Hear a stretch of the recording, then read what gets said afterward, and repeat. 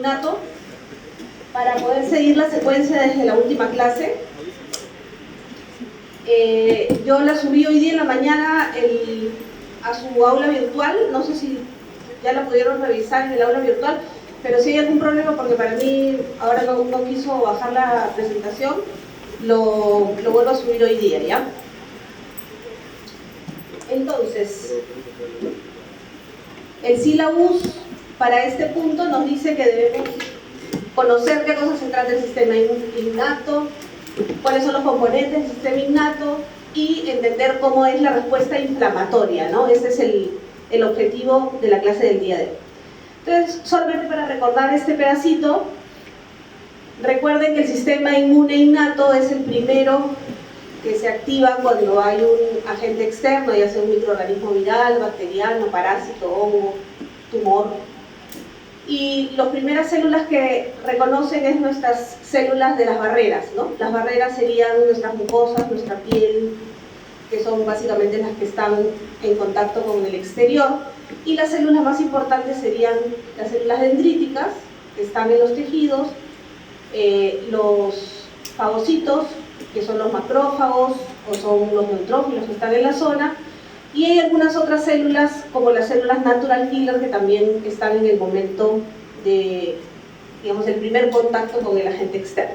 Y dentro de las componentes humorales del sistema innato tenemos lo más importante es el complemento, ¿no? El complemento ya lo vamos a estudiar en una clase adicional, creo que es la cuarta clase, hacemos solamente el complemento, o la siguiente, la tercera, es solamente el complemento.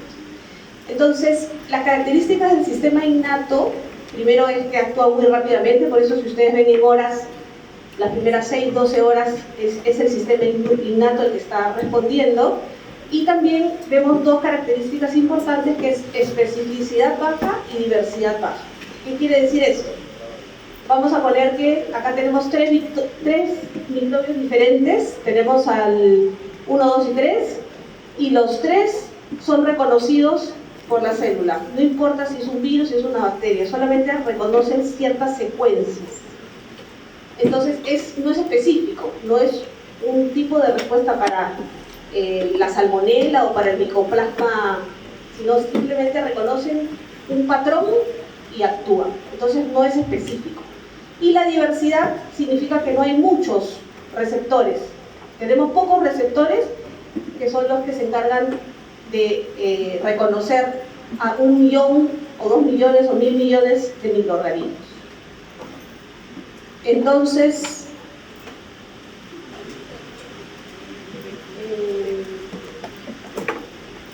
esas son las dos características del sistema inmune que tienen que conocer.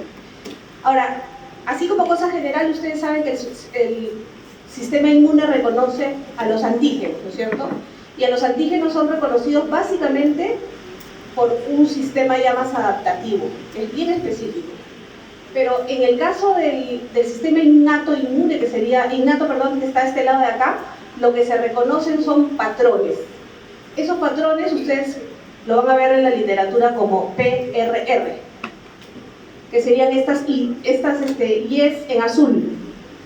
Entonces, las células dendríticas, algunos macrófagos, algunos polimorfos nucleares, ¿qué cosas son lo que reconocen? Patrones. Los patrones pueden ser de dos tipos, que los ven ahí, el PAMPS y el DAMP.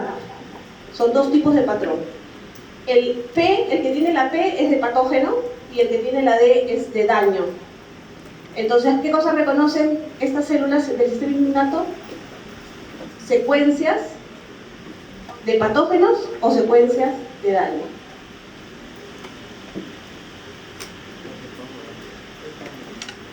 Yo estoy pensando dónde puede haber quedado mi puntero. Si lo traje acá hoy día y lo puse acá, puede haber volado.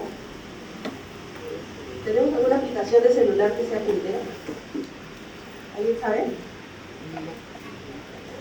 A ver, vamos a buscar puntero.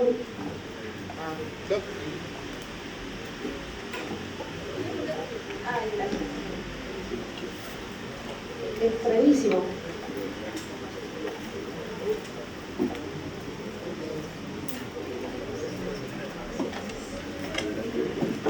Ya, gracias. Bueno, entonces acá están los PAMs y los DAMs. Estas células están reconociendo patrones moleculares asociados a patógenos o a daño.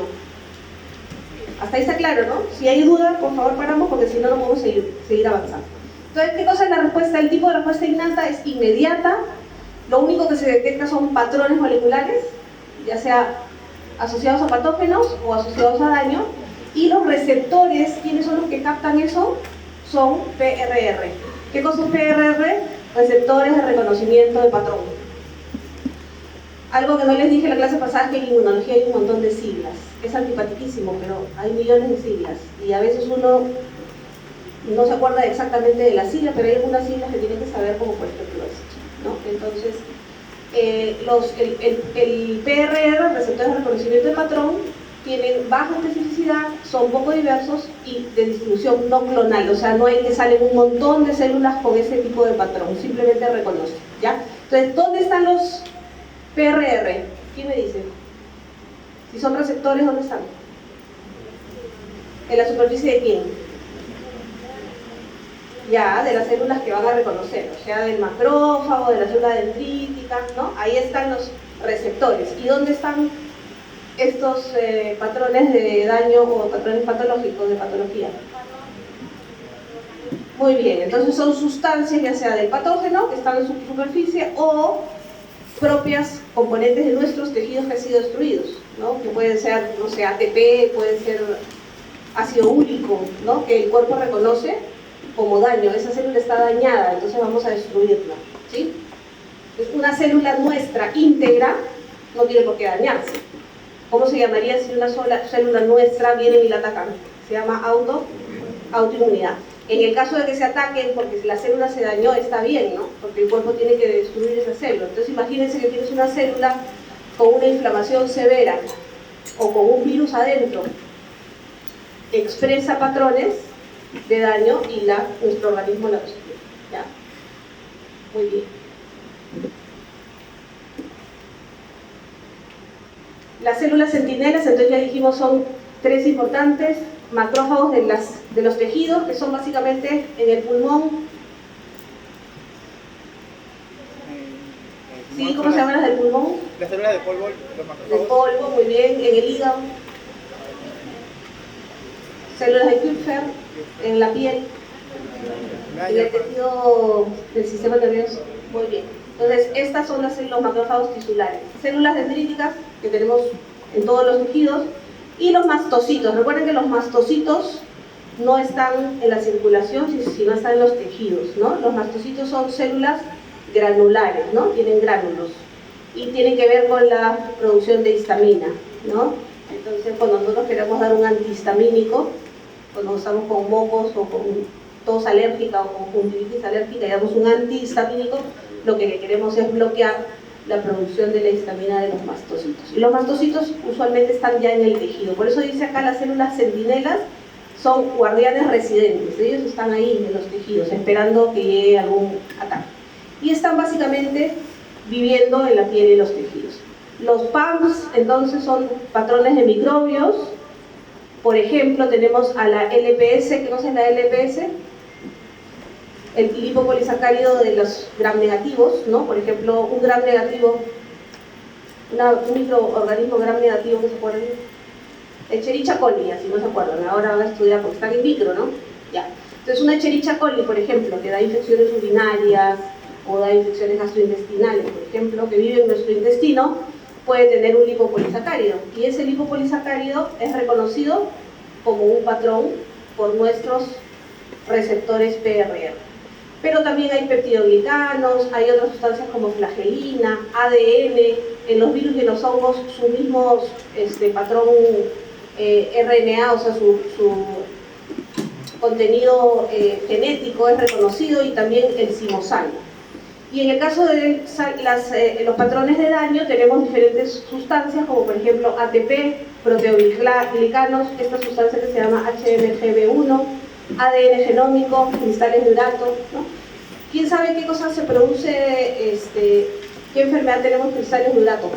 La gota. En la gota, ¿no? Entonces en la gota que hay una inflamación muy severa. Recuerden que el dedo se pone así enorme y duele. Las personas que tienen gota no pueden ni ponerse la sábana encima del pie por el dolor, hay una súper inflamación. Hay una sustancia externa, extraña, y hay una inflamación causada básicamente por este mecanismo, ¿no? Reconocimiento de patrón de daño por estas sustancias. Muy bien, acá lo tenemos en gráfico, al que le gustan los gráficos, al que estudia el gráfico. Acá tenemos una célula. ¿Qué célula sería esta? Por ejemplo, un macrófago, digamos, ya. Entonces el macrófago tiene su receptor, está reconociendo patógenos, o también puede reconocer células dañadas y sustancias dentro de la célula propia que se ha dañado. Estamos facilito, ¿no? Ya. Entonces ahora tenemos que aprender cómo se llaman estos receptores, ¿no? El más importante que está en la cabeza de estos receptores se llaman los receptores tipo TOL, conocidos con sus siglas TLR. Hay otros receptores que se llaman tipo NOT, NLR, otros que se llaman de lecitinas tipo C, CLR, y los de tipo RIG1 que se llaman RLR. El más conocido, el que ustedes van a escuchar más tiempo, son los de tipo TOL, porque los de tipo TOL reconocen básicamente patógenos. Y hay muchos tipos de receptor TOL. Vamos a mirarlos dónde están. ¿Y qué cosa es lo que reconocemos de los daños, de los patrones de daños? Por ejemplo, las proteínas de choque térmico, por ejemplo, ácidos nucleicos, por ejemplo, esta sustancia que se llama High Mobility Group OX1, que es el HMGB1, ATP, ¿no? Entonces, si acá está nuestra célula y ya está nuestro receptor, lo que va a reconocer es un patrón. Seguimos avanzando entonces con nuestros patrones. Acá habíamos dicho que teníamos este tipo de receptores y algunos están situados en la superficie, algunos están situados en el citoplasma y algunos están situados cerca al núcleo. Entonces, por ejemplo, los de tipo TOL podrían estar en la superficie, pero también podrían estar en el citoplasma, ¿no? Entonces, hay algunas bacterias que son reconocidas por los tipo TOL que están en la superficie, pero hay otros que reconocen dentro de la célula, están en el citoplasma, ¿no? Entonces, los receptores no siempre están en la parte externa. Uno diría, pero no deberíamos tener solo receptores afuera para reconocer, pero dentro del citoplasma también hay, porque ¿qué cosa pasa? Que hay microorganismos que son intracelulares, ¿no? Por ejemplo, el micoplasma tuberculoso, la micobacteria tuberculosa, por ejemplo, es un germen intracelular. Es reconocido cuando ya está dentro de la célula, ¿no?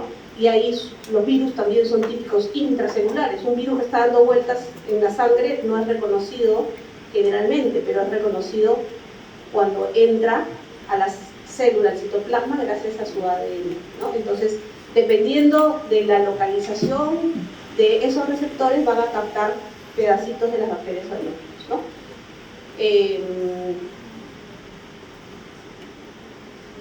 Y acá, por ejemplo, tenemos algunos de los receptores, por ejemplo, algunos que están afuera de la célula, el TLR2, o los receptores TOL de tipo 2, o el 1, que reconocen varias sustancias o varias secuencias de bacterias. El zimosano es una sustancia que está básicamente en levaduras, ¿no? En levaduras de hongos. Entonces, este receptor es el que reconoce a las levaduras.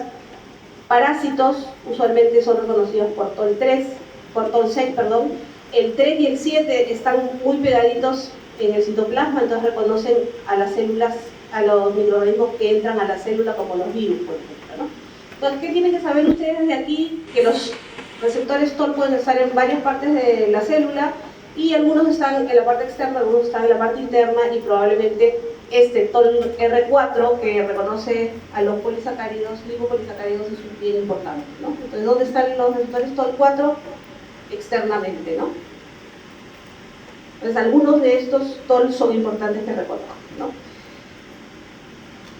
Además de los receptores TOL, habíamos mencionado que tenemos los NOT, los RIG, que son se le llama RIG, pero es retinoic acid inducido por el ácido retinoico, que están en el citosol, y en la membrana plasmática tenemos también al receptor de lecitinasa, ¿no? Entonces, acá tienen ustedes los ligandos principales. Tienen que sabérselos todos, Quizá para el examen, pero no digamos todos, ¿no? Vamos a decir, por ejemplo, que el NOD es importante, que está dentro del citosol y que reconoce, es muy importante como señal de peligro porque lo que hace es formación del inflamosoma. Y vamos a ver más adelante que el inflamosoma es muy importante. Entonces estos NOD, si yo les pregunto dónde está el NOD, tiene que saber que está en el citosol, no está en la membrana. Y que lo que hace es producir la respuesta de inflamosoma. Y como les decía, algunos de estos receptores son importantes que sepan dónde están localizados. Muy bien, ¿qué pasa cuando lo reconoce? Ya tenemos el receptor, ya tenemos lo que es reconocido, ¿no? Estos patrones que son reconocidos, pero ¿para qué son reconocidos? ¿Qué pasa después? Lo que queremos, ¿qué cosa es? Matar al germen, ¿no? O hacer una respuesta inflamatoria que nos dé inmunidad a largo plazo, inmunidad de memoria, ¿no?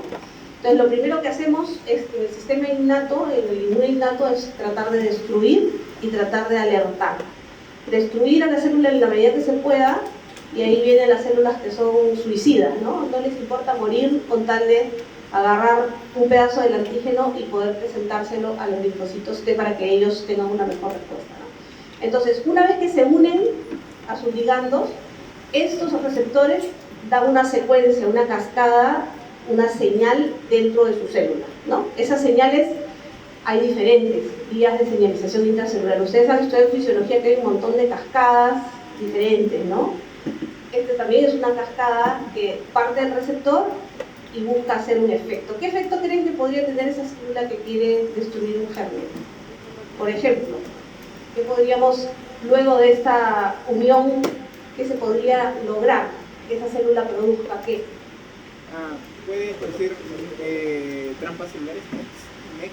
Ya, podría ser que secrete sustancias que van a neutralizar de una manera al germen, por ejemplo los NET, ¿no? O podría que otra cosa hacerse, que esa célula produzca ¿qué?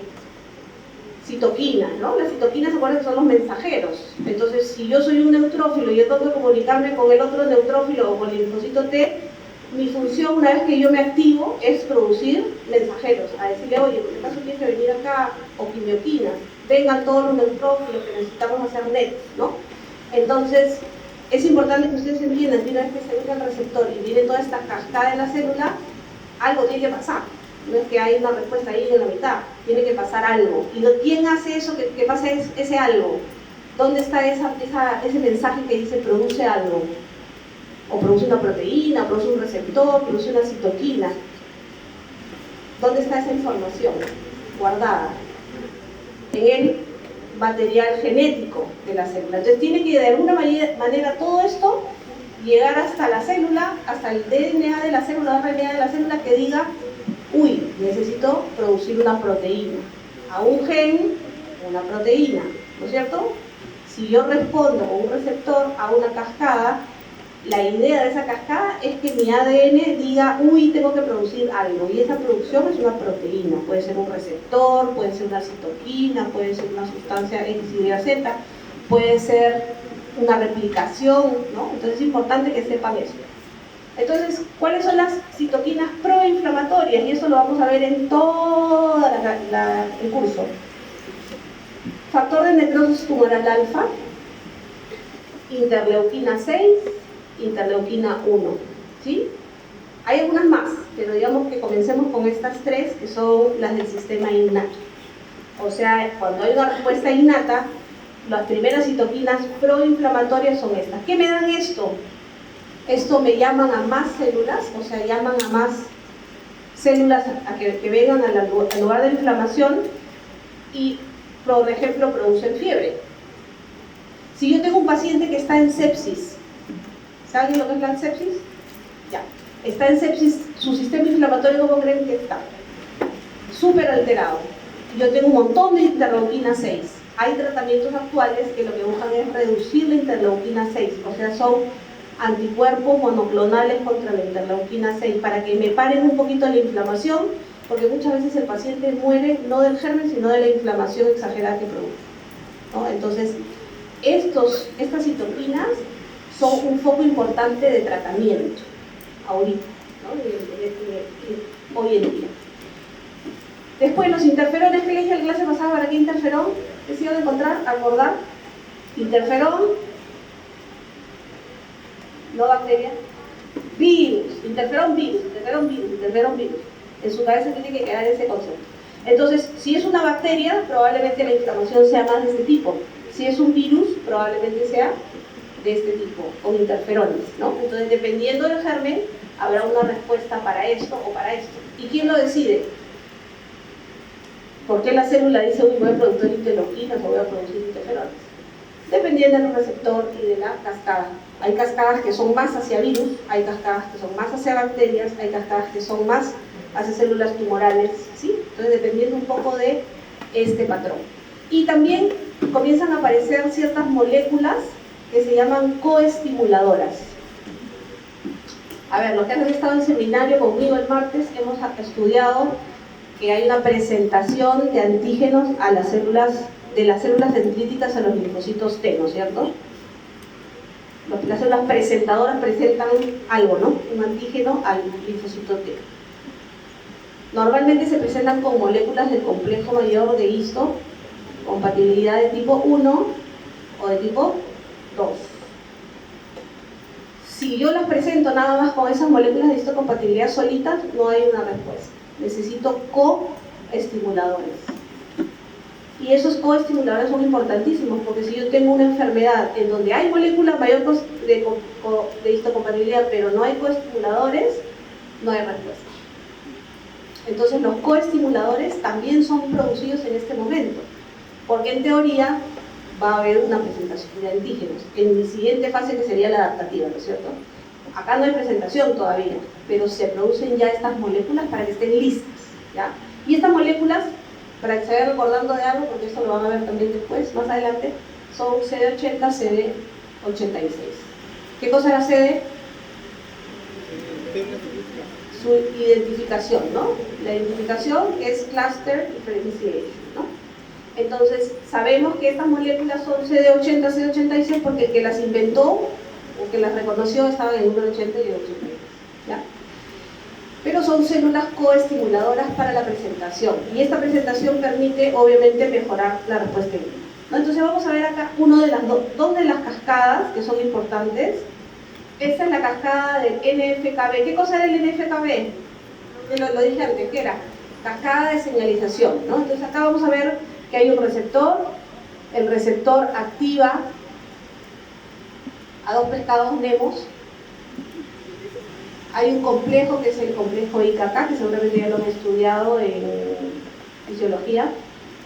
Se fosforilan, hay una degradación de proteosomas, pero este complejo entra al núcleo, activa al material DNA y hay una transcripción de algo, ¿sí? Entonces, receptor, cascada, una activación nuclear y producción de algo.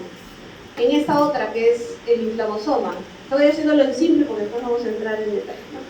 Tenemos ¿qué cosa acá? Receptores tipo TOL, por ejemplo, ha reconocido a esta bacteria que tiene unos flagelos, ¿no? Entonces hay una bacteria extracelular. Si la bacteria es extracelular, el receptor que lo captará, ¿estará afuera o estará en el citoplasma? Afuera, ¿no? Entonces probablemente este receptor sea un receptor que está captando sustancias extracelulares.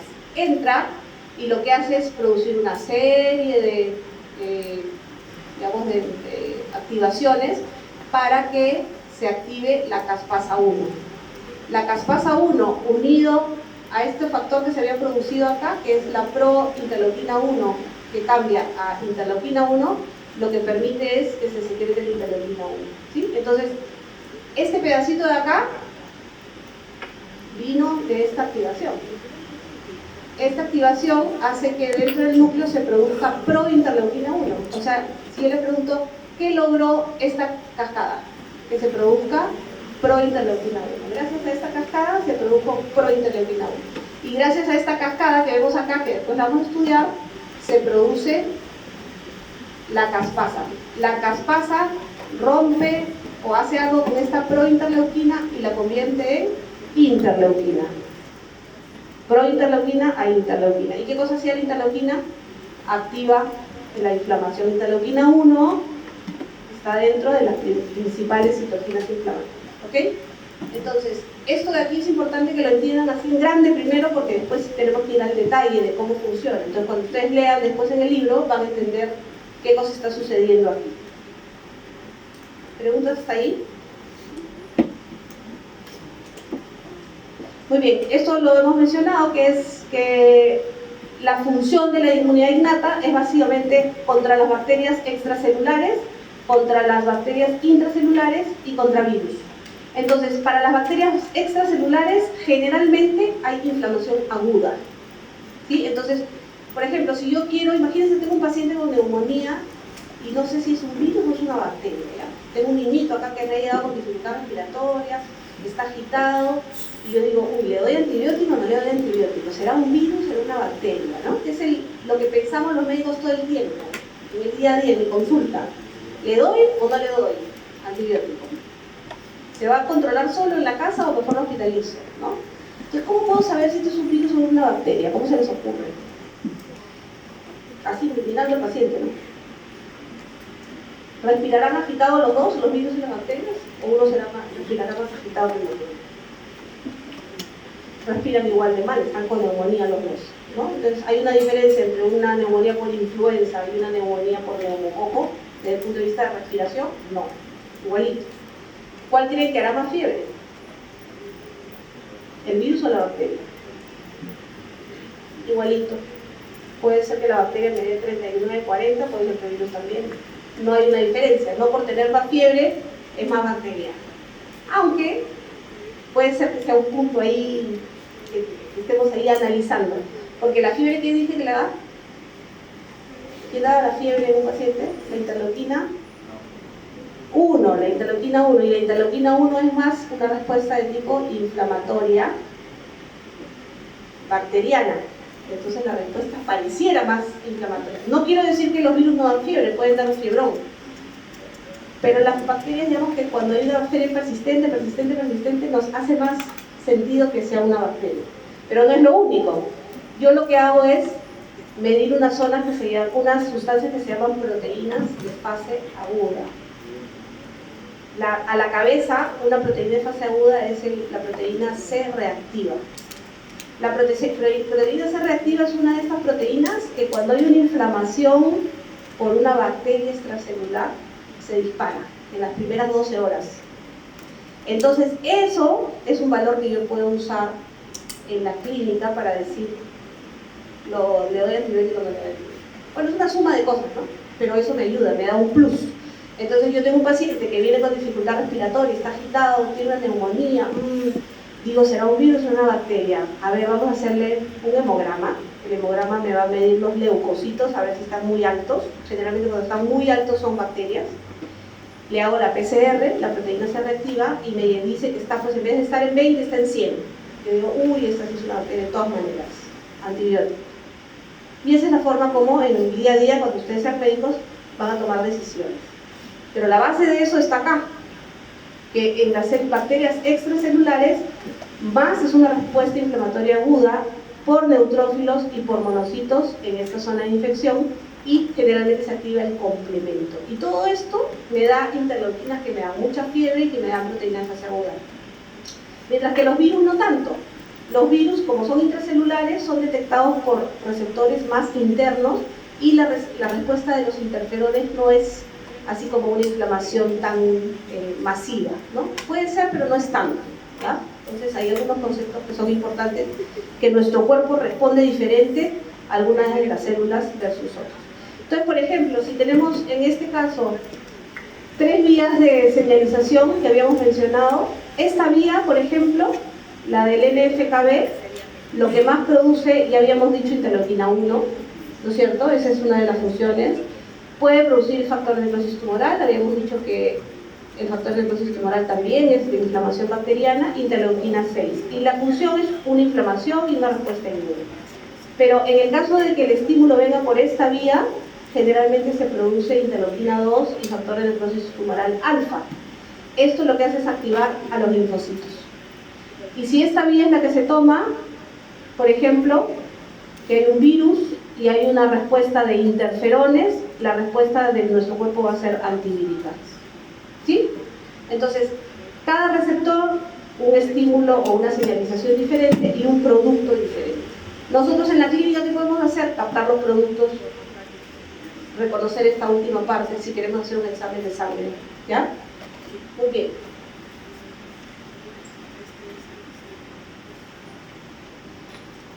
Ahora, habíamos dicho que también no solamente sirve el sistema innato para las bacterias y microorganismos externos, también para nuestras células dañadas. ¿En qué enfermedades podemos encontrar células dañadas? Por ejemplo, una intoxicación por xenobióticos, una colestasis por ácidos biliares, sustancias o, ¿cómo se llama?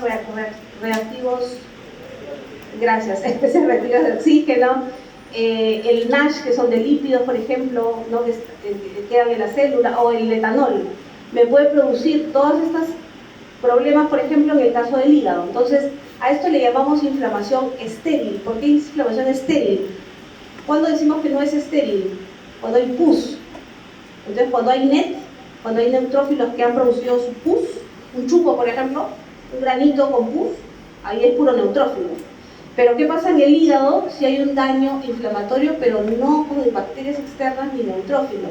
Lo que se llama inflamación estéril. Entonces lo que se hace es aumentar la cantidad de DAMPs, ya no son PAMPs, son DAMPs. Y la respuesta inflamatoria es un poquito diferente. Por ejemplo, tenemos hígado grasos, ¿no? Paciente con hígado graso, han escuchado que el hígado se llena de lípidos y hay una inflamación crónica. Un paciente con obesidad está inflamado, ¿pero acaso está con fiebre? ¿El obeso tiene fiebre? No, el obeso tiene una inflamación crónica. O sea, lo que está teniendo es una inflamación estéril. El paciente con obesidad es un paciente de alto riesgo de morir por enfermedades cardiovasculares, por enfermedades infecciosas, porque viene una bacteria o viene un virus y su respuesta es una respuesta exagerada porque ya tiene una inflamación crónica. Por eso es que nosotros tratamos la obesidad, no para que sea gordo o flaco, sino para esta reducción de inflamación de tipo crónica. ¿Ya? Entonces hay algunas patologías que tienen esta capacidad. Muy bien, entonces acá vamos a ver otro grafiquito de las diferentes sustancias que pueden ser reconocidas como señal de peligro, los receptores que son los que hemos visto, que son los que captan. Muy importante en esta vía, por ejemplo, es el NLRP3, que es el que genera el complejo inflamosoma. ¿Qué cosa es el complejo inflamosoma? Que ya lo habíamos visto un poquito en la clase, en el gráfico anterior. El inflamosoma es un complejo de diferentes proteínas. Dentro de estas proteínas está la caspasa 1, pero también está esta molécula que se llama ASC.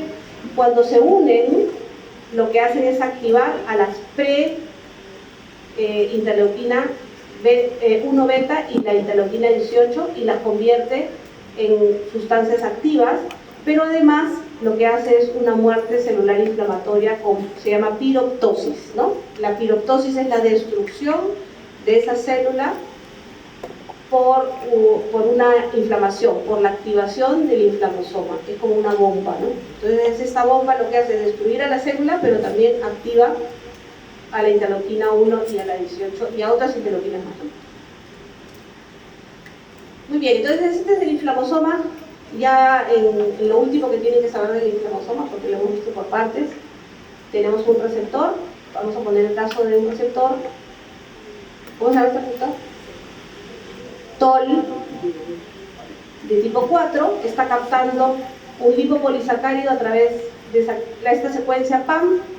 Lo que hace esta señal es activar al NF-κB y el NF-κB convierte a la prointerleuquina 1 a la prointerleuquina 18 en interleuquina 18 y en otra sustancia más que se llama NLRP3.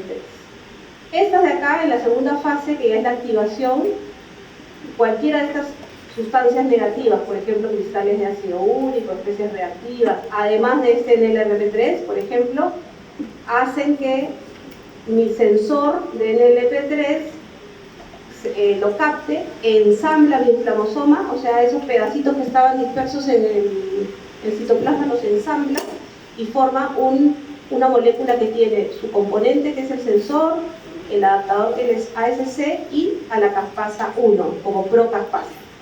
Esto lo que hace este inflamosoma, activa la caspasa y la caspasa convierte a la prointerleuquina 1 en interleuquina, convierte la prointerleuquina 18 en interleuquina 18 y además genera unos poros en la membrana de esta célula para que se destruya y se produzca un gran contenido o muerte celular, ¿no? Entonces, yo sé que es complejo porque tiene varias partecitas, pero todas estas partecitas se las tienen que saber. Entonces, mis preguntas del examen podrían ser, por ejemplo, ¿cuál es la función de la caspasa 1? Convertir las pro en interleuquinas es una función. Otra función, activar la formación de estos poros para que haya piroptosis, ¿no? ¿Qué cosa sería el NLRP3?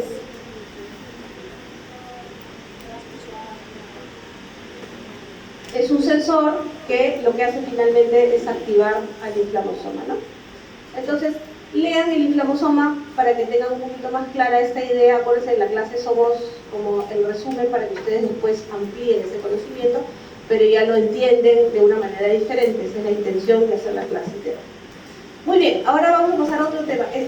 ¿Pueden pararse un ratito y estirar las piernas y volver a sentarse?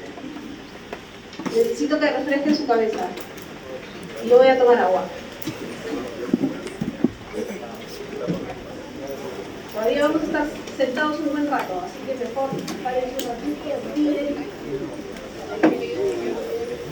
Un poquito la pata para tener un poquito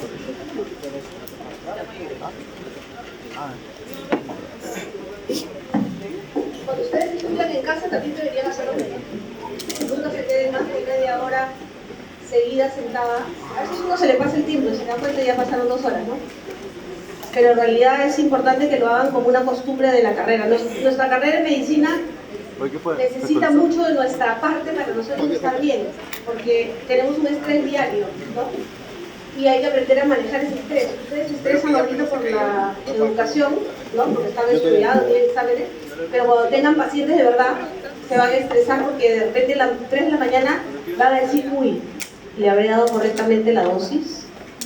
O se van a levantar a las 4 de la mañana y decir, uy, ¿no habré dejado algo en la cirugía? ¿No? Porque es normal, el sistema nervioso está activado todo el tiempo, tenemos todo el tiempo cortisol alto. Entonces es importante que ustedes aprendan desde ahorita a cómo manejar su cortisol, porque si no van a terminar muy mal. Muy bien, entonces ahora vamos a ver una parte un poquito diferente, que es cómo llevan las células del sistema innato a la zona de la inflamación. Entonces, generalmente hay una cosa que se llama rodamiento o rolling, que es alguien llama a las células para que vengan rodando y se peguen. ¿Quién es ese alguien? Las quimioquinas, ¿no? Las quimioquinas, así como las citoquinas, habíamos hablado de diferentes cosas, las quimioquinas lo que hacen es jalar a las células del sistema innato. Y para eso tienen lo que se llama selectinas. Las selectinas pueden ser E de endotelio, y P también sale del endotelio, y L del leucocito. ¿Qué cosa hacen esto? Hay una interacción de baja afinidad, o sea, simplemente las llaman y las hacen venir lento, ¿no? Rodando, tranquilas, ¿no? Luego viene una activación, que lo que hace es que esas quimioquinas se unen a receptores del leucocito y el leucocito se activa y se pega, ¿no? Primero venían todas tranquilas, pero después tienen que activarse y hay una adhesión firme, porque ahí tienen que quedarse, no pueden seguir rodando eternamente. Si siguen rodando no van a llegar al sitio de inflamación. Entonces primero ruedan, se activa, se adhieren a través de una cosa que se llaman integrinas, ¿no? Que son muy importantes, son moléculas muy importantes. Ahí tenemos a la LFA1, MAC1, BLA4 y se pegan a sustancias que tiene el endotelio, ¿no? Porque imagínense que este es mi endotelio del vaso sanguíneo, ¿no? Entonces yo soy un leucocito, alguien me está llamando, entonces comienzo a rodar, no voy a ponerme a hacer volantines, pero comienzo a rodar y de repente me activo porque alguien me ha dicho, acá me tengo que quedar. Me fijo, ahí está la fijación, adhesión firme, a través de un pega-pega. El pega-pega tiene que tener una parte de abajo y una parte de arriba. La parte de abajo sería el ICAM1 y el BCAM1, que están en el endotelio, que me pegan a mí. Y yo que tengo mis zapatos, tengo las integrinas. Entonces me pego y luego viene la diapedesis. Tengo que convertirme, no sé, volverme una ameba para entrar, para pasar a través de las células endoteliales, ¿sí? Entonces todo eso es cómo llegan las células del sistema innato, ¿no? Y esto generalmente lo hacen todos los neutrófilos, o sea, lo hacen los neutrófilos, basófilos, lo hacen también los eosinófilos, y también un poquito parecido los monocitos, ¿no? Porque ahí se llaman todavía monocitos, están en la sangre, ¿no? Se convierten en macrófagos, pero se llaman monocitos. Entonces, es importante que ustedes conozcan cuáles son las células de adhesión del endotelio, cuáles son las células de adhesión de las células del mismo neutrófilo que va a llegar a esta zona, ¿no? Pero estos son los pasos. Entonces acá lo vemos en dibujito, vemos una célula, vamos a poner que este es un leucocito con su selectina. La selectina es el primer ligando, digamos, sencillo, ¿no? Y acá sí, esta es la sangre y este es el tejido, ¿no? Entonces yo estoy fluyendo por acá y alguien lo llama. Comienza a rodar, se pega. Esto azulito sería la selectina, porque la selecciona, ¿no? La selectina abajo y la integrina que está dentro de mi molécula. Se pegan, cambian su forma y atraviesan a través del diapedesis hacia la zona de la inflamación. Cuando estas células entran, producen una serie de moléculas que hacen que se forme todo esto, esta matriz, ¿no? Una matriz de tejido fibroso, de tejido así como blanquecino, ¿no? Medio pegajoso, donde se pegan un montón de células para evitar que siga la inflamación o para tratar de controlar la inflamación. Además de esto, estas mismas quimioquinas que se produjeron también traen a macrófagos. Los macrófagos se activan, estos macrófagos producen interleuquina 1 y factor de necrosis tumoral, ¿sí? ¿Quiénes producían la interleuquina 1 y el factor de necrosis tumoral? ¿En dónde lo vimos? En la inflamación, o sea, esa célula que estudiamos hace poquito de la inflamación podría haber sido un macrófago, ¿no? Porque tenía un receptor, porque tenía una cascada, entonces podría producir perfectamente interleuquina 1 y factor de necrosis tumoral. Entonces, este macrófago viene a la zona del problema y ya tenemos a nuestras primeras células de la inflamación. Muy bien. Algunas diferencias entre cómo llegan los neutrófilos y cómo llegan los monocitos. El monocito llega más tarde que el neutrófilo. El neutrófilo es primero que el monocito, aunque están cerca, el primero es el neutrófilo. Las integrinas del neutrófilo son LFA1 y MAP1. Y en el caso del monocito, pero el monocito es más importante el MAP1, ¿ya? Este MAP1, acuérdense del monocito, de M con M. Entonces, ¿qué cosa es el MAP1, si yo les pregunto? Es esa molécula del monocito que le va a permitir adherirse a la zona de inflamación. El endotelio clave es el ICAM1, generalmente para llamar al neutrófilo, y para llamar al monocito generalmente es ICAM1, pero BCAM1. Entonces el BCAM1, si les pregunto dónde es el BCAM1, les digo hagan una línea entre uno y otro. ICAM1 pondrían de repente los dos, BCAM1 solamente en el monocito. ¿Cuál es la quimioquina que llama al neutrófilo? Se llama CXCL8 o interleuquina 8. Pero también un factor de complemento. Ustedes saben que el complemento es una proteína que tiene un montón de pedacitos. ¿Lo han escuchado alguna vez el complemento? Bueno, el complemento es una molécula humoral de respuesta innata y uno de sus componentes que vamos a estudiar en la siguiente clase se llama C5A. El C5A, uno de los componentes, es un llamador de tumores. El C5A. Y la llegada son las primeras 6 a 24 horas, este es un poco más tarde, y el paciente la célula llega madura, ¿no? No necesita madurar. En cambio, el monocito sí se tiene que convertir en un macrófago, ¿no? Entonces llega, pero se convierte en un macrófago. ¿Okay? Esas son algunas de las diferencias de este rodaje. Esto es lo mismo y ahora lo explico a ustedes. ¿Cómo que te salió? De los otros neutrófilos, de los otros leucocitos, importante que se acuerden que el eosinófilo responde a alergias y parásitos helmínticos. Ese es importante, es un punto que tienen que sabérselo sí. Con orgullo personal. ¿A través de qué cosa? Generalmente, cuando hablamos de eosinófilos, en su cabeza tiene que estar el receptor CCR3, que es el receptor Yo falté ese día. que permite Para el llegar pasito, al eosinófilo. Son algunos Tiene excesos. que recordar que son TH2, células TH2, o sea, T helper de tipo 2, a través de interleuquina 4 y 5. ¿Sí? Las interleuquinas 4 y 5 son las que llaman al eosinófilo. Y para destruir, ¿qué? El mintos, ¿no? Parásitos, el mintos para los gusanos. Pero también alergias, ¿no? Entonces un paciente con asma Ojalá. No. normalmente tiene más TH2 que un paciente que no tiene asma. Un paciente que tiene parasitosis, Ok, quiero por comprar ejemplo, entradas tiene, no para sé, un una película. ascaris, un glicoides, La un de gusano, Avengers. también. va a tener TH2 Va en estimulado. diciembre, pero ya Sí. hoy ya sale la preventa.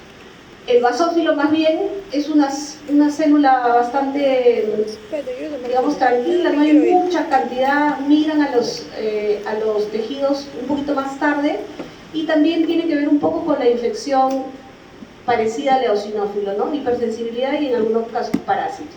Amiguita. Y los mastocitos, que habíamos dicho que son ¿Ustedes esas ahí? células que están centinela y esperando, generalmente lo que hacen es desgranular Me quedé histamina dormido. ante cualquier estímulo, ¿no? Porque la histamina es, digamos, una respuesta bastante Oye, general. no, ya me se ve quedo mucho dormido. Voy a en salgo a las alergias 5. también. Salimos, pedido. Da flojera esto. Nuestras células del sistema innato inmune fagocíticas son dos. Básicamente, los macrófagos y los neutrófilos, ¿no? Si yo le digo cuáles son las células Por esa fagocíticas del que iban a sistema tomar inmune, evaluación de semana las que 1, comen semana 2.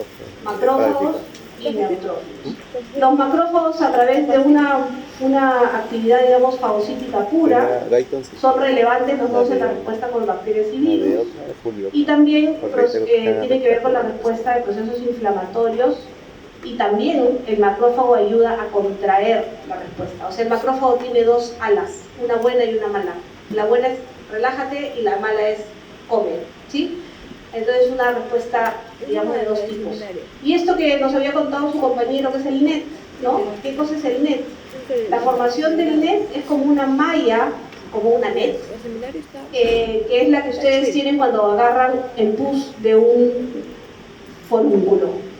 Si se revienta un forúnculo y tienen esa sensación pegajosa, blanca, ¿qué cosa tiene esa net? Tiene macrófagos, tiene neutrófilos, 14. tiene un montón de microbios, ¿no?, adheridos a esa net que no puede salir, y tiene algunas otras sustancias inflamatorias. Entonces esto se llama netosis. La net o netosis es lo que hacen los neutrófilos. Entonces, las células fagocíticas de nuestro sistema innato son estas dos, y esta es la manera como actúan. El neutrófilos son los más abundantes. ¿Cuántos leucocitos tenemos en la sangre? Alrededor de 2.500 hasta 7.500 más o menos. De todos esos, los neutrófilos son alrededor de 1.500, ¿no? Más o menos. Entonces son los más abundantes de nuestra sangre. Si nos tomamos una muestra de sangre, miren ustedes sus hemogramas que les han tomado alguna vez, miren cuántos tenían leucocitos en total y cuántos de esos eran neutrófilos. Van a ver que es un montón. La respuesta es rápida, pueden responder a las bacterias de los hongos a través de fagosomas, y también el neutrófilo, acuérdense, muy importante, el estallido respiratorio, ¿no? El estallido respiratorio es esa producción de sustancias reactivas, de especies reactivas de oxígeno para destruir los patógenos. La forma como ellos actúan no es comer, sino comen y destruyen a través de los radicales. Y la formación de nets, ¿no? Entonces el neutrófilo tiene esas dos maneras de destruir. Fagocitan con fagosomas, hacen estallido respiratorio y también forman los nets.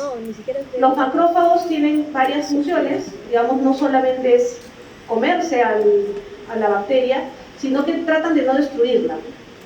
Porque si la destruyen, ¿a quién se la presentan? No tienen que presentarla. Como el macrófago es presentador de antígenos, se lo comen, pero tratan de no destruir, sino de mantener alguito para que lo reconozcan los linfocitos. Entonces, ¿qué hacen? Los macrófagos fagocitan, producen estas tres moléculas que hoy día se van a acordar: interleuquina 1, 6 y factor de necrosis tumoral alfa, reclutan a otras células inmunes y amplifican la respuesta, ¿no? Ellos son amplificadores de la respuesta. O sea, un macrófago llama muchísimas más células. Presentan antígenos, pero acuérdense que los macrófagos tienen esta doble función, también reparan. Entonces el macrófago tiene una fase macrófagos proinflamatorios, que son los M1, y los otros son los M2, o son antiinflamatorios, que promueven la reparación y resolución de la inflamación. Si yo solo tengo M1 y no tengo M2, no voy a tener reparación del tejido, y eso es un problema porque voy a tener una inflamación permanente con daño general. Entonces, muchas veces las enfermedades que tenemos son por un mal control o una mala regulación de nuestro sistema inmune. Esto lo voy a pasar.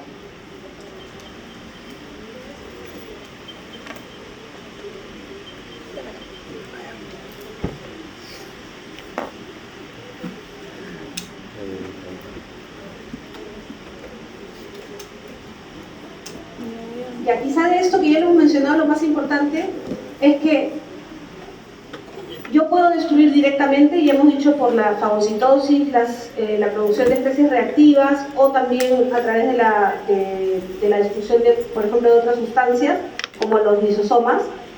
También produzco factores y tengo un impacto de esto, ¿no? Entonces, una manera es destruir el germen, otra cosa que hago es llamar a las citoquinas que me dan alarma.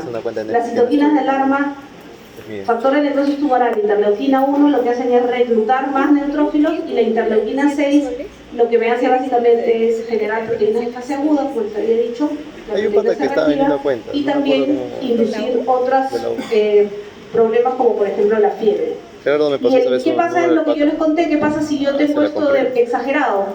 Si todo se produce un montón de interleuquina 6, un montón de factores de necrosis tumoral, se produce un montón de reclutamiento de neutrófilos, voy a tener una respuesta muy marcada, que es el shock séptico, ¿no? En el shock séptico no hay una respuesta controlada, hay un exceso de interleuquinas que me dan fiebre, me dan vasodilatación, y el paciente puede morir en shock. La última sí la pensé. Muy bien, las dos primeras. La otra parte del sistema innato es que hay un puente. ¿Se acuerdan que hablamos de un puente entre el sistema innato y el sistema adaptativo? Y esto es básicamente dado por la presentación de los antígenos, ¿no? Porque una vez que el macrófago o la célula dendrítica reconoció al antígeno, o lo captó, mejor dicho, se lo tiene que llevar al linfocito. Y el linfocito lo hace a través de estas moléculas del complejo mayor de histocompatibilidad. Generalmente cuando son bacterias son a través de las moléculas de clase 2. Además de esta molécula, acuérdense que había una segunda señal que son los coestimuladores, que se llaman CD80 y CD86. Es una segunda señal. Así se presenta el antígeno al linfocito T. No todas las veces se presenta así, pero cuando es al linfocito T de tipo helper, ¿ya? Cuando vemos molécula de clase 2, inmediatamente en su cabeza CD4 positivo, no CD8 positivo, CD4 positivo. CD4 positivos son los linfocitos T helper. Entonces mi mnemotecnia sonsa, que también se las dije a los alumnos de la clase de seminario, ¿cómo era mi mnemotecnia sonsa para que se acuerden? La H tiene dos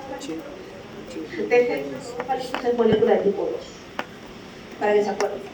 Entonces, esto es la presentación del antígeno. Y luego también hay otras citoquinas. Una son las citoquinas inflamatorias. ¿Cuáles son? Las citoquinas proinflamatorias.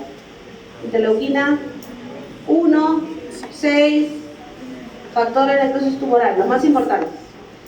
Pero estas citoquinas, la 12, es una de las más importantes para inducir una respuesta de tipo TH1. Si TH2 es bacteria, TH1 es virus. Si TH2 es T helper, TH1 es T citotóxico. Si TH2 es CD4, TH1 es CD8. Primera vez que ¿Sí? veo Entonces, esta interleuquina 12 lo que hace es inducir la diferenciación hacia TH1. Y otra cosa que hacen es lograr una respuesta, la interleuquina 23. La interleuquina 23 lo que hace es que nuestras barreras se mantengan íntegras. Por ejemplo, si tenemos dos células pegaditas, la interleuquina 23 no deja que se abran, para que no pase un micróbio por ahí, o hace que nuestra mucosa esté toda uniforme, ¿no? Eso hace la interleuquina 23. Muy bien, seguimos. Ahora sí. Esto ya lo mencionamos, los macrófagos son M1 o M2. M1 son los proinflamatorios, M2 son los que reparan. Vemos nuevamente nuestras sustancias que tiene el macrófago. Puede producir radicales, puede producir óxido nítrico, puede producir enzimas lisosomales para destruir. Si lo vas a subir a tus estados. Muchas bacterias y hongos. También puede producir interleuquina 1, también produce interleuquina 12 que le llama a otros agentes y Pero también bueno, le que tu produce plata te da interleuquina 23, ofrece que son las suscripciones. citoquinas que produce el macrófago. Y también el macrófago bueno, o el M2, No sé quién, le no produce recuerdo quién. las interleuquinas buenas, antiinflamatorias. Entonces, otra luz roja, todos los que están durmiendo ahora en su ojo, porque esto es examen y lo vamos a ver todo el tiempo. Macrófago 2, es proinflamatorio, es antiinflamatorio. Antiinflamatorio, reparación.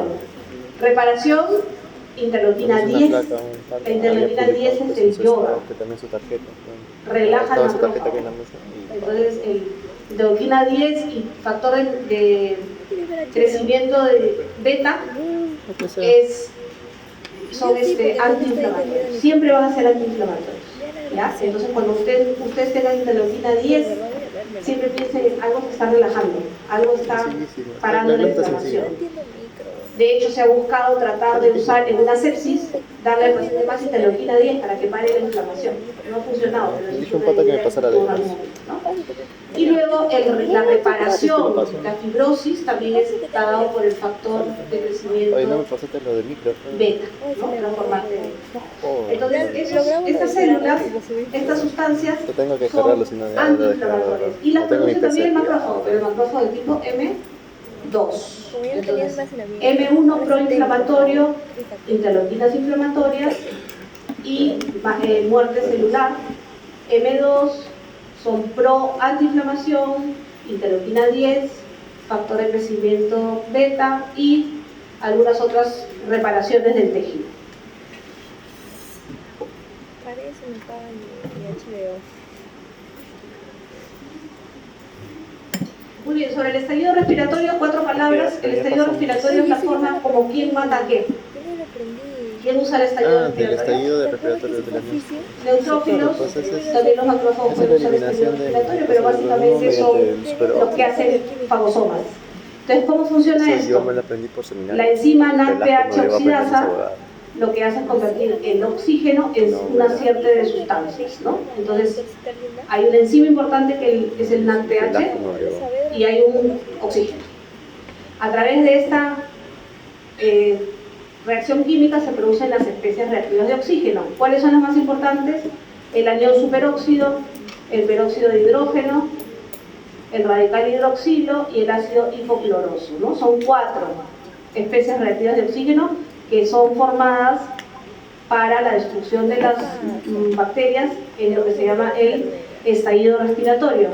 Cada uno tiene una función diferente, cada uno tiene una forma de generación diferente.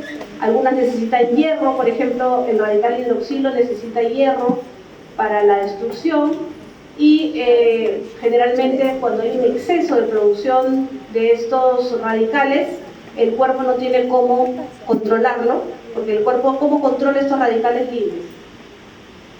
¿Cómo controla? Si se producen tantos radicales libres, vamos a destruir a nuestras células también. Entonces, los radicales libres son controlados con nuestra capacidad antioxidante. Nuestros antioxidantes, como vitamina C, vitamina E, son antioxidantes. La catalasa, el glutatión. Pero ¿qué pasa si ya las células se quedan sin capacidad de antioxidar? Se produce un daño tisular en la inflamación crónica. Entonces, cuando yo tengo una inflamación crónica, por ejemplo, el paciente con obesidad, mi paciente tiene exceso de radicales que no me controlan, que no han podido ser controlados por el glutatión, básicamente, ¿no? Y entonces ese paciente tiene una inflamación crónica que no hace que mejore su organismo. Acá está el dibujito, para los que les gusta el dibujito lo pueden mirar después en la lista. Muy bien, los dos hacen estallido respiratorio, tanto los macrófagos como los neutrófilos, pero los neutrófilos nuevamente es muy rápido. Estos son un poquito más controlados. ¿Por qué? Porque ellos no pueden matar a todas las células, tienen que ir a presentar. Entonces es un poquito más controlada. Generalmente las enzimas claves en el neutrófilo son el NADPH oxidasa y también la mieloperoxidasa, hay 2, mientras que en el monocito es más NADPH. Acá el principal componente sería el ácido hidrocloroso, acá el peroxinitrito. El efecto secundario es un daño colateral, ¿no? O sea, el neutrófilo no tiene barrera. El neutrófilo destruye, produce net, no le importa morir, es el asesino, se suicida. En cambio, el monocito solo lo hace dentro de su fagosoma, entonces no se destruye el solo, ¿ya? Entonces, algunas diferencias que son interesantes más que para que lo conozcan del metal. Ahora vamos a ver una enfermedad que se llama la enfermedad granulomatosa crónica. Enfermedad granulomatosa crónica. Granulomatosa es la formación de gránulos.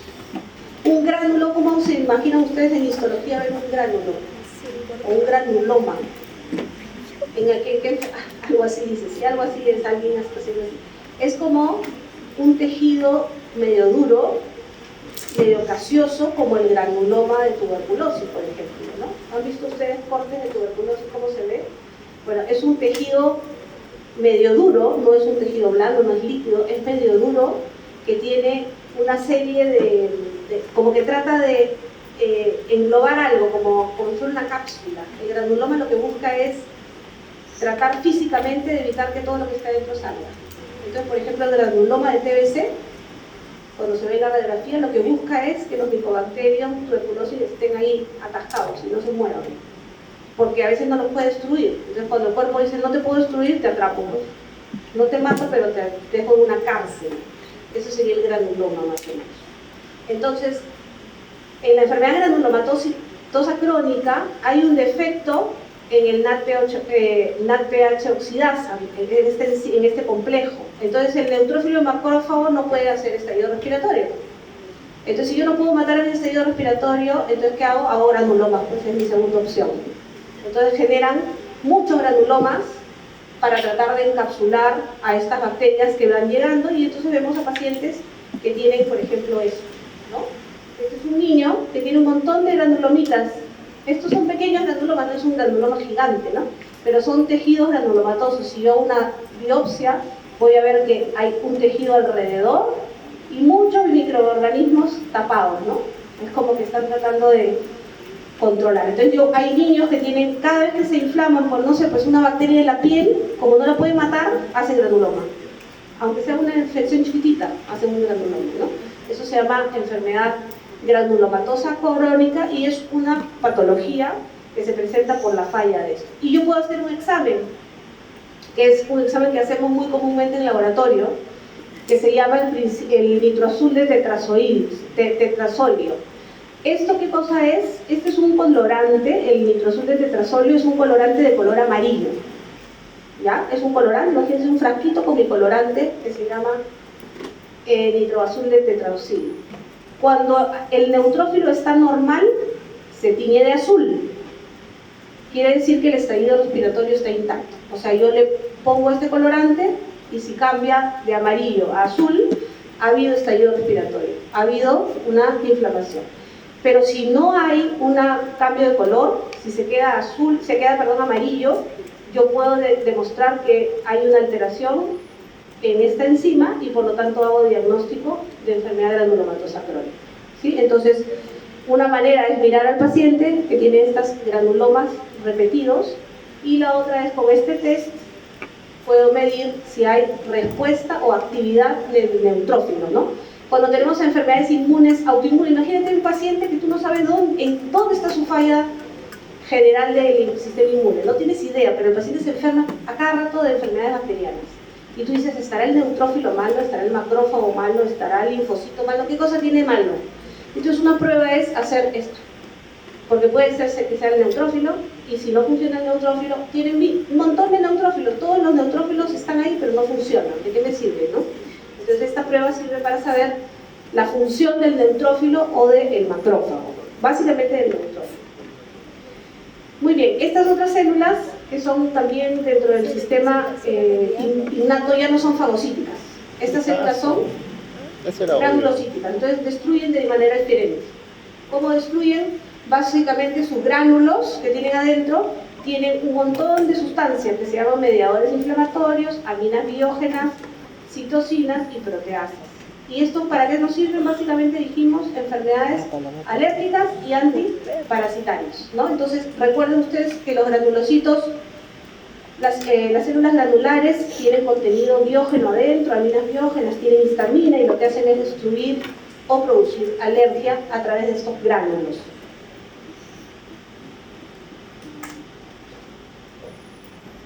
Miércoles, ya va a ser las 10.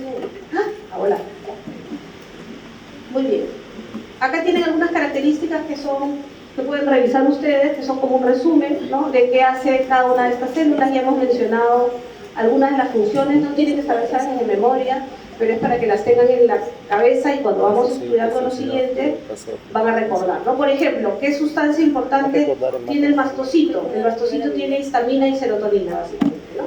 Y algunas sustancias que pueden producir el mastocito son los leucotrienos y algunas citoquinas. El eosinófilo produce proteína básica mayor, que es el MBP, proteína catiónica del eosinófilo, peroxidasa del eosinófilo y también puede liberar radicales de oxígeno.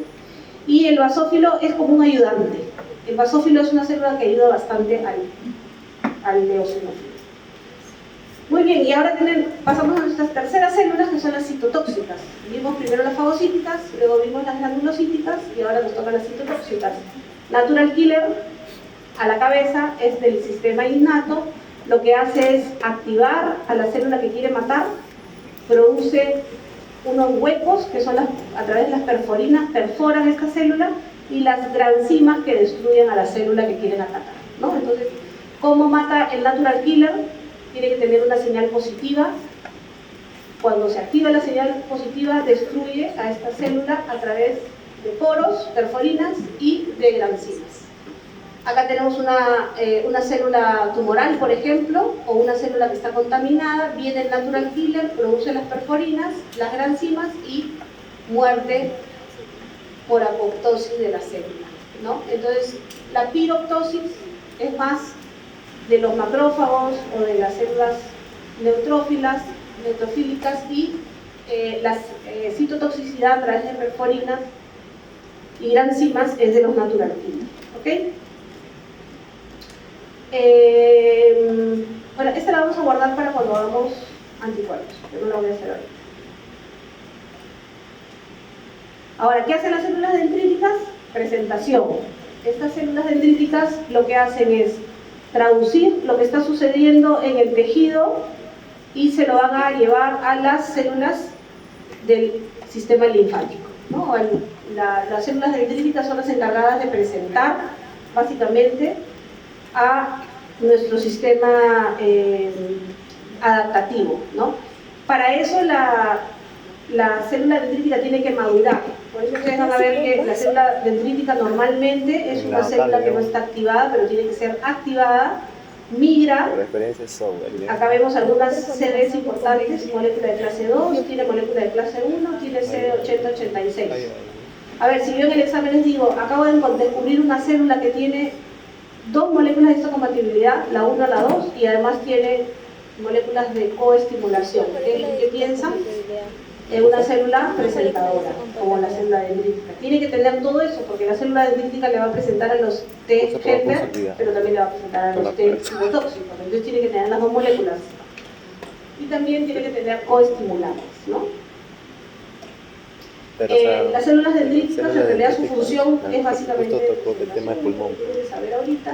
De cuáles son las células centinelas, o cómo, y cuando maduran, lo que una célula dendrítica madura, su capacidad mejora en presentación, su capacidad mejora en producir citoquinas, también puede migrar más rápidamente y permite la unión o la instrucción del sistema innato al sistema adaptativo, ¿no? Esa es la función de las células dendríticas dentro del sistema inmune. Hay varios tipos de células dendríticas, no hay una sola. Están las clásicas tipo 1, las clásicas tipo 2, hay unas que se llaman plasmocitoides, tenemos a las células de Langerhans y tenemos también algunas dendríticas foliculares. ¿Por qué son importantes estas? Porque de acuerdo a su ubicación tienen una función diferente. Entonces, por ejemplo, las de tipo 1 están en los tejidos linfoides, pero también viajan en la sangre. Y lo que hacen básicamente es molecular 1 CD8, respuesta viral. Molecular CD8 antiviral humoral tipo 1. Fácil, ¿no? 1 CD8 antiviral. La de tipo 2 CD4 TH2. ¿Es que fácil es la inmunología? 1 CD8 antiviral, 2 CD4 TH2. Este sería TH 1, pues, molécula de tipo 1 TH1. Muy bien. Productoras masivas de interferón tipo 1. ¿Qué dijimos interferón? Virus. Esto está en la sangre y también en la ósea. En la piel, que son las células de Langerhans, básicamente migran hacia los ganglios más cercanos. Y los foliculares se llaman foliculares porque están en los ganglios linfáticos en el centro germinal. ¿Se acuerdan del centro germinal que vimos la vez pasada? Ahí hay células dendríticas.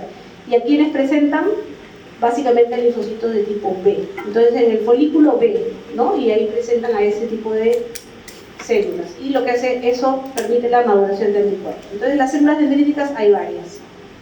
Muy bien, esto es importante que lo reconozcan. Clínicamente una inflamación tiene los signos y síntomas clásicos de inflamación es dolor, rubor, calor, tumor y pérdida de la función. Esos son los clásicos signos de una inflamación. Cuando ustedes digan paciente que está con tejido inflamado, no lo tienen que decir así, tienen que decir paciente tiene rubor, o sea, está eritematoso, tiene calor, tocan y está caliente, ha perdido la función, si tiene inflamación de un dedo no lo van a poder doblar, y tiene tumoración, o sea, hay aumento del volumen, ¿no? Esas son las características clínicas, lo que yo veo como médico de mi paciente. Lo que yo voy a mirar es esto. Lo que puedo ver clínicamente de síntomas es que el paciente tenga fiebre. ¿Y quién me producía la fiebre? La interleuquina 6, la interleuquina 1 y el factor de necrosis tumoral, ¿no es cierto? Una inflamación. Puedo ver leucocitosis. ¿Por qué tengo leucocitosis? ¿Por qué hay leucocitosis? Porque las quimioquinas le están llamando leucocitos. Los leucocitos estaban ahí guardaditos y alguien les dice vengan a través de las quimioquinas, diciéndole vengan al sitio de infección. Entonces tiene que salir los leucocitos hacia la zona de infección. Entonces hay una leucocitosis, aumento de leucocitos en la sangre, que me dice que hay una inflamación. Hay reactantes de fase aguda. ¿Se acuerdan cuál es el reactante de fase aguda más importante que les dije? La proteína C reactiva, o interleuquina 6 también. Suben esos niveles porque hay una inflamación. Y también hay una que se usa, o se usaba antiguamente, que es la velocidad de sedimentación globular. En realidad lo que hace es que se sedimente todo el contenido sólido de la sangre. ¿Y cuánto tiempo se demora en caer, en dejar la parte de arriba líquido y la celularidad? Si tienes un montón de células, ¿caerá más rápido? La velocidad de sedimentación globular será más lenta, ¿no? Entonces cuando tienes altos valores de velocidad de sedimentación globular, entonces significa que hay una infección o una inflamación, ¿ya? Muy bien, acá tenemos algunos valores de las proteínas, de los leucocitos, ¿no? Yo les dije que lo que más tenemos en la sangre son leucocitos, dentro de ellos los neutrófilos son casi el 50-60%, de ahí vienen los linfocitos en la sangre, de ahí monocitos en la sangre, eosinófilos y basófilos, ¿no? Miren el porcentaje. 60 de neutrófilos, más o menos 30-35 de linfocitos, alrededor de 4 de monocitos, eosinófilos poquititos, tenemos un 1%, 2%, a menos que el paciente tenga una alergia o un parásito, ¿no? Si yo en la sangre veo que los eosinófilos están en, no sé, pues 1000, yo tengo que buscar parásitos o tengo que preguntar de alergia, ¿no? Si el paciente tiene alergia. Y los basófilos generalmente son menos de 0.5. Acá tenemos algunas de las proteínas de inflamación. A la cabeza la proteína C reactiva porque responde rápido, pero hay otras, ¿ya? Hay otras que son importantes que ustedes conozcan, por ejemplo, la aptoglobina, el fibrinógeno, la transferrina, son sustancias que aumentan también, pero en la práctica, cuando tenemos un paciente que tiene inflamación severa, lo que más sube es la proteína C reactiva, ¿no? Es la que sube más rápido y más temprano, ¿no? pero también baja rápido. Bueno, acá está la velocidad de sedimentación globular, que es lo que les estaba explicando. Acá está todo como en resumen. Eso también lo pueden mirar ustedes cómo esta inflamación. Si pasamos rapidito, tenemos a nuestras sustancias que son reconocidas por el sistema de defensa, hay activación de macrófagos, hay fagocitosis, hay producción de interleuquinas inflamatorias, por la sangre vienen otras células que quieren llegar al tejido. Todo esto es local, pero también hay producción sistémica, ¿no? Cuando yo les digo, te duele acá, pero además tienes fiebre, la fiebre no está acá, la fiebre es sistémica, ¿no? O te duele la cabeza, eso es sistémica. Tienes inflamación acá, pero tienes dolor de cabeza. ¿Por qué me da dolor de cabeza? O si tengo algo en el dedo. O por qué tengo fiebre si tengo algo en el dedo. Porque hay sustancias que me dan respuesta sistémica. Por ejemplo, la interleuquina 1, la 6, da respuesta sistémica, ¿no? Y por eso es que el paciente tiene, por ejemplo, está decaído, tiene mareos, tiene fiebre. Esas son respuestas del tipo sistémica. Muy bien, ahora, ¿qué cosa pasa cuando tenemos una inflamación crónica? Cuando esto no se controla, cuando la enfermedad continúa, vienen nuestras enfermedades como por ejemplo el inflam aging, o sea, es envejecimiento prematuro por culpa de la inflamación, o la obesidad. Tenemos un paciente obeso, tenemos una inflamación crónica. La disbiosis, por ejemplo, ¿qué es la disbiosis? Que nuestra flora intestinal, en vez de tener gérmenes buenos, tiene gérmenes malos. Y esos gérmenes malos están produciendo todo el tiempo inflamación en nuestro cuerpo y los pacientes comienzan a tener enfermedades de tipo inmunes, autoinmunes, ¿no? Por ejemplo, un paciente que tiene una obesidad tiene más riesgo de hacer tiroiditis de Hashimoto en la tiroides, tiene más riesgo de hacer lupus eritematoso sistémico, tiene más riesgo de hacer, no sé, artritis reumatoide, porque estamos en una constante inflamación y el cuerpo no está pudiendo controlar esta inflamación, generando autoinmunidad. En estas enfermedades autoinmunes, acá es una artritis reumatoide, que hay una deformidad de los dedos, ¿no? Ustedes ven como la artritis reumatoide, los dedos, sobre todo la mano, los dedos, cambian su forma, porque esto ya es crónico, pero ¿qué cosa pasa? Las articulaciones se inflaman de una manera tal que la deforman, ¿no? La diabetes tipo 2 es una enfermedad inflamatoria crónica que no se ha controlado. El cáncer, ¿por qué viene el cáncer? Porque hay una inflamación y nadie lo controló, ¿no? Entonces las inflamaciones crónicas son la causa de nuestros problemas de salud actual. Que un paciente le dé un infarto es porque estuvo con las arterias coronarias tapadas e inflamadas crónicamente.